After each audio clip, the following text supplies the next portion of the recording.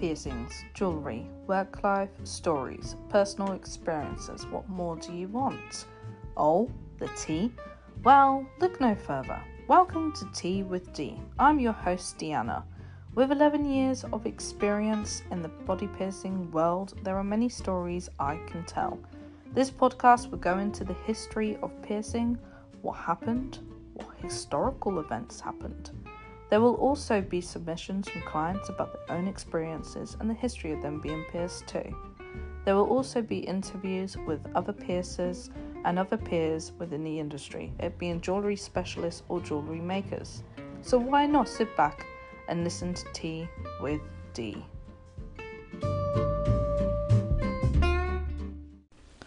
Hello and welcome to this week's episode, Tea with D. Just want to say thank you to those who have listened to the first episode. I really appreciate it. All the support and love is amazing.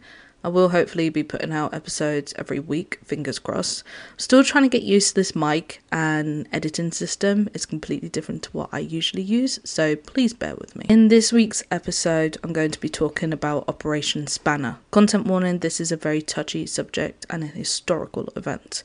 If you aren't ready to listen to this episode, a new one will be out next week. I took extracts from Wikipedia to learn more about the history of Operation Spanner, what happened prior, during, after the trial. I also have taken extracts from the Allen documentary evidence book edited by Paul King, mainly from Chapter 5 by Matt Loader. There are also quotes taken from gayintheeighties.com. So let's go back to the late 1970s, early 1980s, where homosexuality was portrayed very negatively. There was a survey done by the British Social Attitude Survey, which found 75% of the population thought that homosexual activity was always or mostly wrong. In 1987, a high-profile public information campaign posted out an educational leaflet about HIV to every home in Britain. It's called Don't Die of Ignorance. It was a public health campaign which began in 1986 by the UK government to raise awareness of HIV. Norman Fowler, the Secretary of State for Health and Social Services, felt that the Prime Minister, Margaret Thatcher, wasn't a natural supporter of the campaign, as she felt that informing people of HIV and unprotected sex would make people more likely to engage in such practices.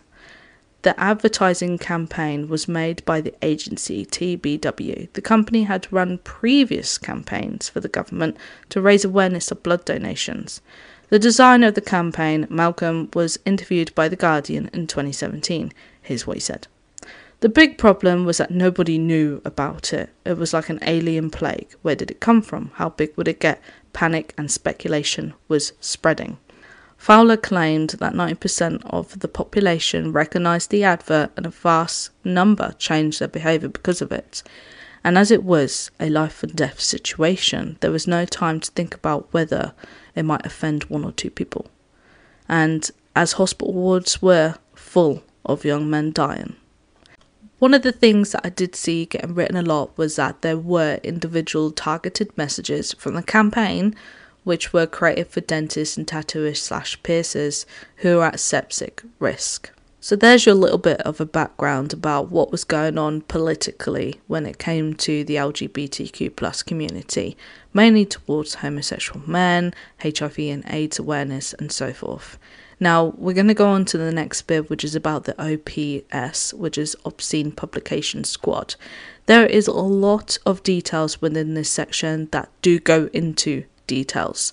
So if you're not ready to listen to this, then please hold on to next week's episode.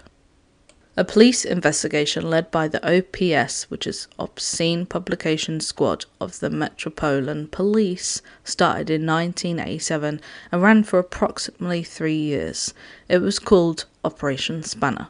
In that 3-year span, they had questioned approximately 100 men and bisexual men. Basically, they were investigating same-sex male S&M. The Obscene Publication Squad was a branch of the Met Police tasked with enforcing obscenity law, connect to the Obscene Publications Act 1959. Basically, hardcore pornography was illegal in the 1980s. The UK were the only ones to have it still illegal, though ownership was not a criminal offence. It finally became legal in the 2000s. After 3 years of initial inquiry, in 1979 it was revealed that the squad had been running a protection racket, which basically means organised crime, over the Soho sex industry for at least 2 decades. One detective receiving 25 grand a year in bribes. Prosecutors described a corrupt organisation in which the newbies would be coerced to attend the Friday night share-outs, where officers would be taken one by one into a small room, usually a storeroom, at Scotland Yard and handed cash. Over a 2-year period, 13 officers were jailed, and that's how the squad got the nickname the Dirty Squad. After the scandal, officers were only limited to 2 years of service, extended to 3 in an effort to combat corruption. Later on, the squad gained its significance during the video nasties. Basically, this is when the NVALA, National Viewers and Listeners Association, referred to a number of films, typically low-budgeted horror or explosion films, were criticised for their violent content by the press, social commentators, or religious organisations in the 1980s, during which officers raided video rental stores and seized horror films, mostly Evil Dead 2 or The Driller Killer, as well as a crackdown on gay pornography. Many people accused it of having a Christian fundamentalist agenda. The Lesbian and Gay Policing Association said its activities damaged the relations between the LGBT community and the police. In 1987, Greater Manchester Police acquired a videotape codenamed KL7. This videotape showed a group of men sexually involved with each other, S&M sexual related activity. There is a sequence in which one man passed a nail through a piercing in another man's foreskin and hammered it into a block of wood, before making a series of incisions into the man's penis with a scalpel. The police launched an investigation into this tape and began looking for men featured in the video. Their inquiries expanded as further tapes were seized. These would show men whipping, spanking and doing wax play. Eventually it led to 16 police forces getting involved. There was a meeting to discuss everything that had been found, and that's when they decided that OPS, Obscene Publication Squad, should lead the investigation, which is now called Operation Spanner. Now, we're going to go back a little bit to where I said that in the tape there is a scene where the man is nailing a foreskin piercing. Now, piercings is a big deal within this case. Not a lot of people think it, but there's relations big time. So I want to go back a little bit as to how the piercing stuff got involved. Back then, piercing in the UK was still a grey area. Of course, the punk scene had grown in the late 1970s, early 1980s. Most popular piercings were like nostril, septum, bridge, navel, and more. Tattoo studios were growing in and around London, and we had Alan, aka Mr Sebastian. After having realised that there might be a market for the skills, Alan had developed piercing himself. He would open his own studio in South London. I'm not entirely sure when, but I'm guessing it was either in the late 70s, early 80s. He had been driven to pierce professionally due to the lack of sterilisation and care taken during events, activities in which the Spanner case be in relation with. He quotes in an interview, "I saw a couple of men getting some piercings during a sort of S&M scene. Everything was so filthy, dirty and sterile. I remember thinking the surroundings aren't so good. But that doesn't matter so much if whoever is doing the piercing is neither drunk nor unwashed, and the equipment is clean. That is how I first thought somebody ought to be doing something a little better, and so I set out to learn, and it wasn't easy. I had a couple of friends who were doctors, so I could speak with them. Neither one thought much of piercing, but they were willing to give me that information they could. So gradually, beginning with them and thinking these things out for myself, quite a lot of my piercings were really done. Not because I particularly wanted them, but because I wanted to find out about them. I didn't particularly want the nose piercing, I've got it now, but I didn't particularly want it, nor a navel piercing. On the 4th of November 1987, the beginning of the raids. They were carried out in Bolton and Shrewsbury. In one location, the police brought in sniffer dogs to go around the property and the garden. The police claimed the reasoning was due to a video where the individuals involved could have been killed. Later on, the defence lawyers questioned the likelihood of men's consensual home sex videos being mistaken as snuff films. This is a type of film that shows or portrays a scene of actual homicide. The leading detective of OPS admitted that he could not explain how such error could have been made. He later insisted such reckless and escalating violence left unchecked was bound to lead to someone getting killed. Those interviewed during the raids described a loose-knit circle of men who met through adverts in gay contact magazines and gathered regularly at different locations for S&M sex sessions. At times, they were video recorded and shared with the group. Most of the men cooperated fully with the police, acknowledging their involvement in the videotapes and the groups, unaware that they might have broken the law. There was further raids happening during the month of November, one place being Wales, another being Birmingham, where a large amount of S&M related videos, content, diaries was seized. The police continued raiding the other places in connection with the gay community, offices of the gay magazine Stir, other contact magazines such as Gay Galaxy and Corporal Contacts. That month, the first reports of the investigation appeared in the press via Him magazine. One person who was questioned by the police in relation to OP told the magazine the police were working from a diary seized during a raid earlier on and had mentioned snuff movies in their questioning. An officer with GM Police denied that the operation was related to snuff films, but went on to falsely speculate that investigation may be connected to an unsolved murder in Leeds in 1985. By the beginning of 1988, the police were stumped. They still did not know the identities of the two men on the KL7 tape. They had interviewed the man who filmed the scene, though no faces were visible in the video. The OPA attempted to identify one of the men via his finger. Basically, the index finger of his left hand had a joint deformity. 29th of March, Hampshire police reported that he had spotted the individual in an episode of Paranormal. The detectives got hold of the taping and recognised their subject. A week later, on the 7th of April, the police interviewed the man and proceeded to raid his home. He identified the other man on the KL7 tape, and a raid was carried out the same day. The case began to come together in 1989. Over the course of the investigation, 400 videotapes were seized, though a large number of these were commercially released and in some cases non-pornographic. The cost of this investigation was estimated $2.5 million.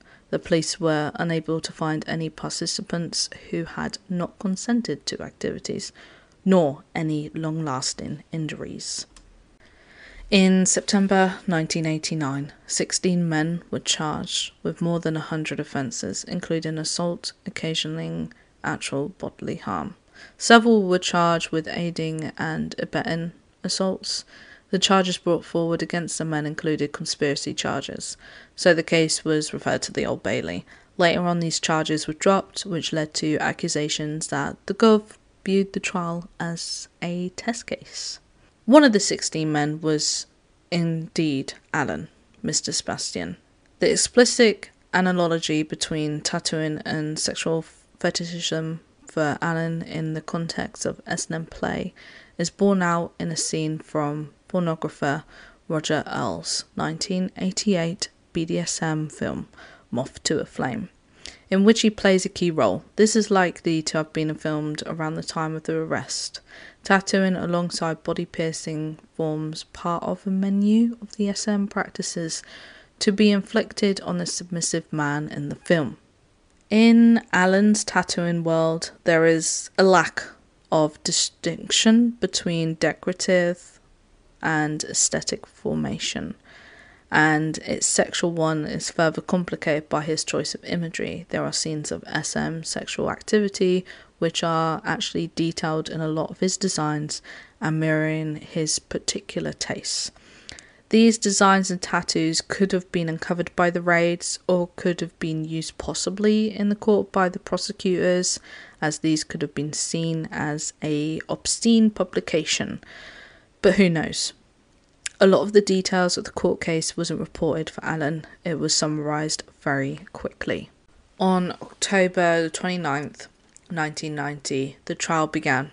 The judge heard legal arguments from some of the accused that they could not be guilty because everyone gave consent. However, the judge threw that out of court, saying consent was not a defence.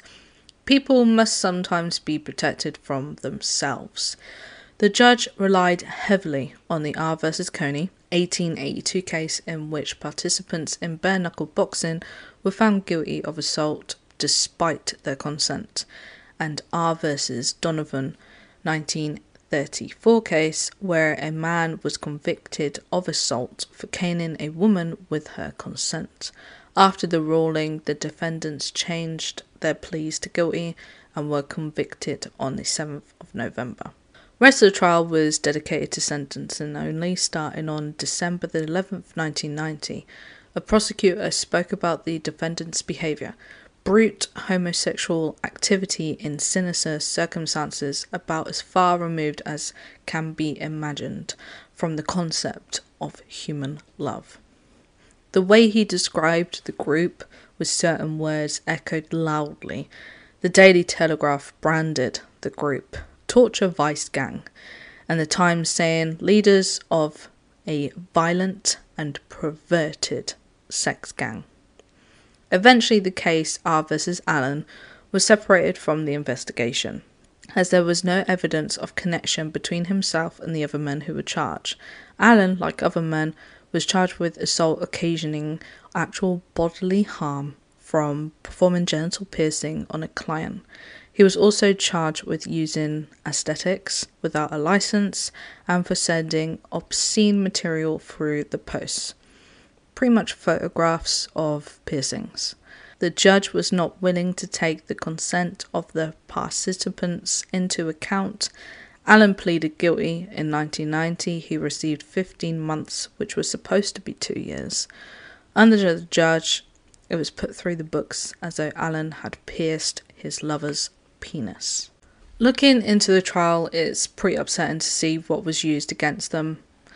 The defence attorney did all they could. One even pointed out the number of subjects raised by the prosecution, including the HIV status of some of the men. She warned that the world's press is listening, the Independent noting that the men's HIV status in an article. A lot of the reporters wrote articles about the judge's horror look reaction to watching the videotapes. He requested an adjournment after white in the face. He also responded to a question about the KL7 videotape. I am not likely to have forgotten the film. I don't think any of us likely to forget that particular film. The end of the first day, one of the defendants had to go and seek medical attention due to press photographers allegedly pushing and kicking this individual to the ground as he left court.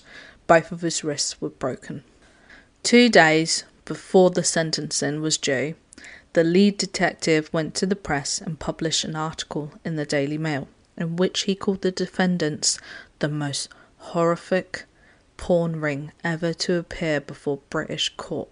On the 19th of December, the judge sentenced the men between 12 months to 4.5 years. He quoted, "Much has been said about the individual liberty and the rights people have to do what they want with their bodies, but the courts must draw a line between which is acceptable and which is not. In this case, the participants clearly lie on the wrong side of the line." On the 16th of February 1991, an estimated 5,000 people marched through central London to protest the outcome of Operation Spanner trial. 5 defendants appealed to the Court of Appeal in February 1992. 3 judges upheld the men's convictions, ruling their consent as immaterial. However, one lord acknowledged that men did not appreciate that their acts were criminal. He reduced 5 of the prison sentences, cutting the longest down to 6 months. He then granted them leave to appeal to the House of Lords. At the time, it was the UK's highest court of appeal, saying there was a general public importance in setting the question of whether the prosecution must prove that a victim did not consent before it could obtain a conviction for assault or wounding. August 1992, the campaign group Countdown on Spanner formed, in effect to reverse the Court of Appeal ruling and demand the recognition that S&M is valid, central and legitimate part of human sexuality. The following month, it began to publish a newsletter called Spanner People and stage a public demo calling the lead detective to resign. In 1996, the Countdown on Spanner received the large non-profit Organisation of the Year award. In March 1993, the 5 defendants appealed their case to the House of Lords. The defence argued that interfering in the private lives of consenting adults were justified only in cases where private activity spills over into the public domain with adverse effects. She continued to list several reasons as to why the case should not have gone to trial. The fact that no one had complained to the police, no serious or permanent injuries resulted from the activities, and it was done in a controlled environment, limited to those wishing to take part. The appeal was dismissed, a 3-2 majority.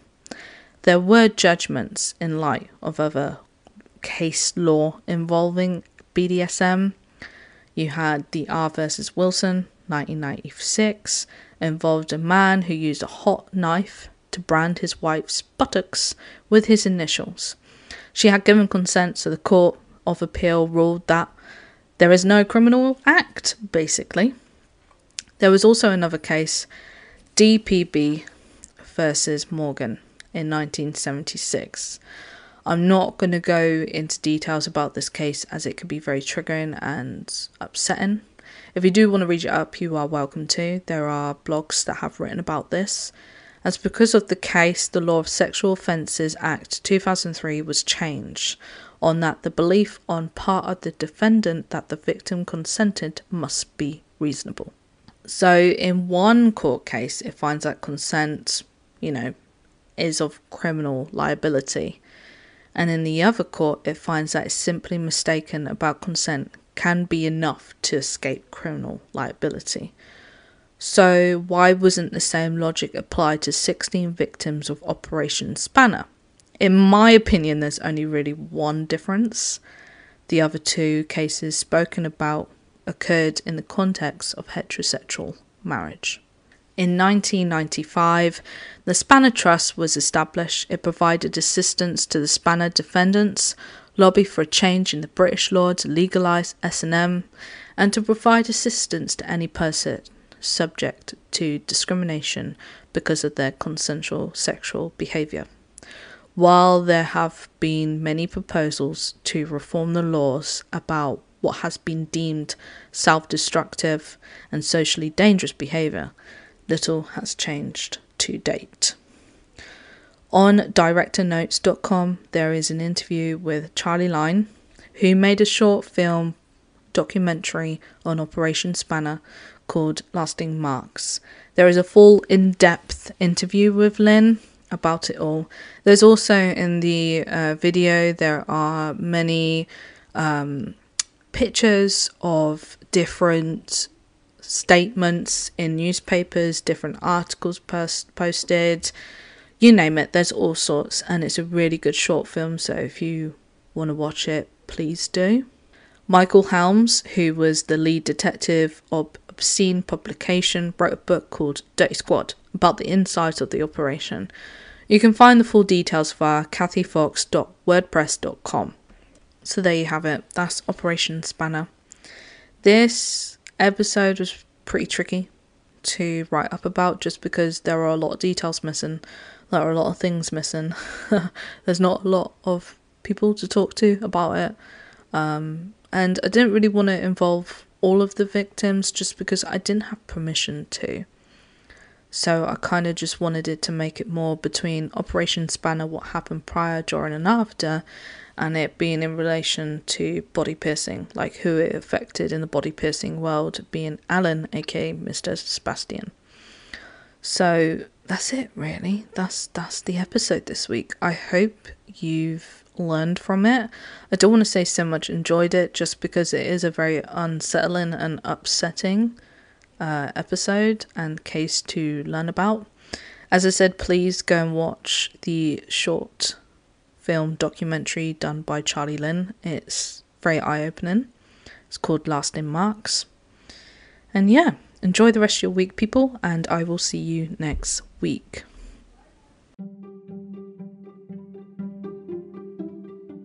Are you a client or somebody who follows me on social media and you want to submit your story? Well, you're in luck. You are welcome to submit it via email, which is Deanna, DEANNA, at pearlcollective.net. This could be an experience you had or just some questions that you want advice on. It could also be a history lesson of when you had the piercing done, who, by, and where. It could be 10, 20, 30 years ago. If you are a piercer and you want to come on my podcast, you are more than welcome to contact me. I'd be happy to do an interview with you or just to talk about life. If you want to contact me, you can do so by social media on Instagram, which is pearlcollective_, or via email, which is deanna@pearlcollective.net. Thanks again for listening to Tea with D.